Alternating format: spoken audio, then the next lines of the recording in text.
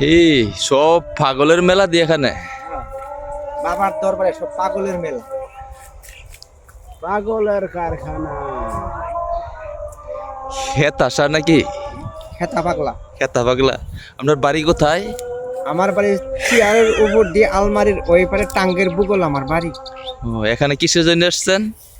এখানে একটা তাবিজ বেচার জন্য আসছিলাম। তাবিজ? হ্যাঁ। কিসের তাবিজ? ওই যারা ঘুমাইলে পরে স্বপ্ন দেখলে পরে মনে করেন খোয়াবে দিয়ে খোয়াবের মধ্যে ঘুম ভাঙে যায় ওদের স্বপ্ন। খোয়াব? তাবিজ। খোয়াব কি?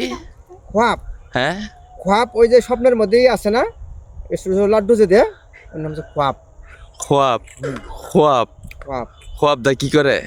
খোয়াব এই যে তালার মধ্যে নিয়ে আল্লাহ সরিষার তেল দিয়ে ডলার দিয়ে মিশায় চুমুক দিয়ে খা। যৌবন শক্তি ফিরে আসে? এইটা তো মনে করেন এটা পোলাপান কোন যায় না, বুঝেন নাই? আরে ফেল ভাঙবো কিন্তু মস্কাবো না। লাগবো আপনার? না না না, আপনার কথাটি অনেক ভালো যদি লাগছে। কাস্টমার থাকে তাহলে আমার ঠিকানা চেয়ারের ওই পাশ যে আলমারির বুগল দিয়ে টাঙ্গের পাশে আমার ঘরের বাড়ি।